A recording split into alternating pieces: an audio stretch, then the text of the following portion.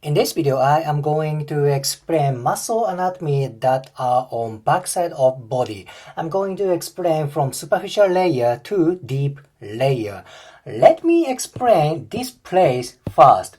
This is not actually muscle. This is fascia. This is thoracolumbar fascia.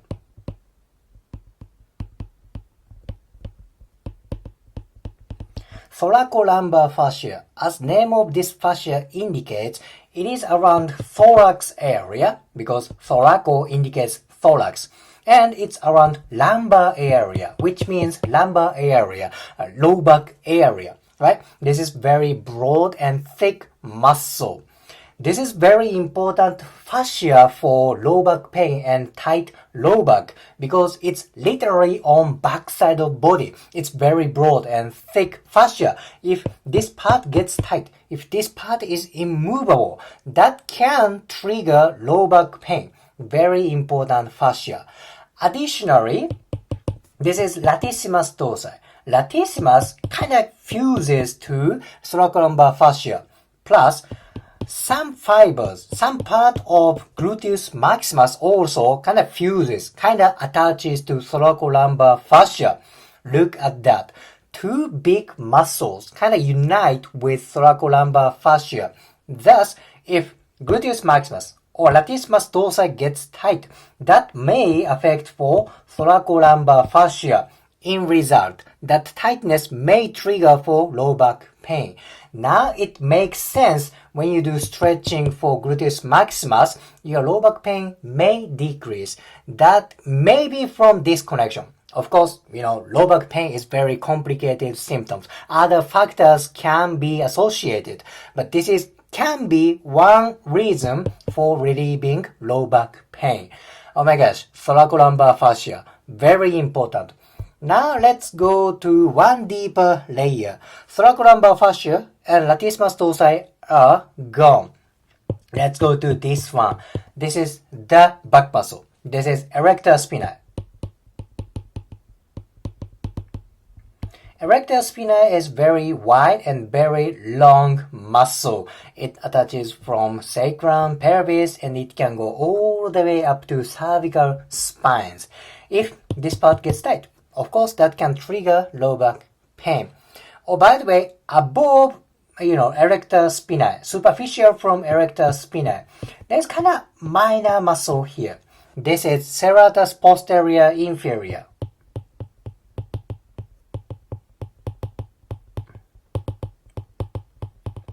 Serratus posterior inferior. You know the most famous serratus muscle in human body. That is serratus anterior. And there is serratus posterior inferior. This is kind of minor muscle, as I said. But this area, lower ribcage area, is kind of a hidden key for core movement, thorax movement. I believe when this part gets tension, this tightness affects for core movement and breathing a lot. In fact, when I do myofascial release here, the people's core movement, breathing drastically increases. I believe this is hidden key for core movement, thorax movement. Serratus posterior inferior is around here. So no doubt, this muscle has something to do with core movement and breathing. Very important. Erector spinae and serratus posterior inferior. Let's go to one layer deeper.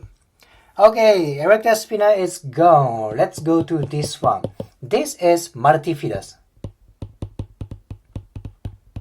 Multifidus is very deep muscle, very tiny, very deep muscle. As size of muscle gets smaller and smaller, it has more important role for stability. Think about it. Gluteus maximus. It's huge muscle, thus it can move pelvis and hip joint very strongly, right? How about gluteus minimus? Gluteus minimus is about here. Very deep muscle, very tiny muscle. Is this muscle as big as gluteus maximus? No, it's not. And can this muscle exert a lot of power like gluteus maximus? Probably not. So, gluteus minimus is more important for stability, not for mobility. Same like that, multifidus cannot exert a lot of power like erector spinae. However, this is more important for stability. This is my opinion. Maybe there is some biomechanical literature in the website, but this is my feeling, my opinion. So if you wonder this is true, please look up some medical literature or medical research. This is just my opinion, okay? By the way, there are a lot more tiny muscles around lumbar spines and thoracic spines, but let me not talk about that. That's just too much. In this picture, I just explained multifidus here. From now on, it's gonna be my hypothesis. It's gonna be my opinion. You see this muscle? This is very famous muscle. This is psoas.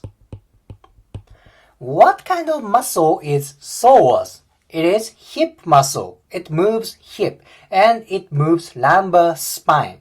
Functionally, it is hip muscle because it moves hip joint. That makes sense.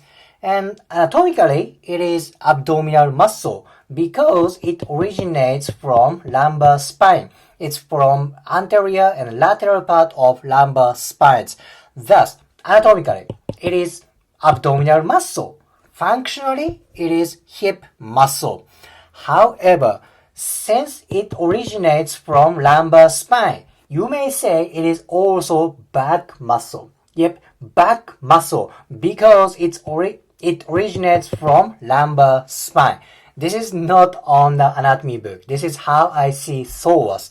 It can be abdominal muscle because it's deep part of abdomen.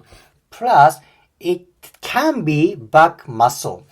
Think about it. When you do myofascial release, when you do stretching for psoas, you may feel relief for back.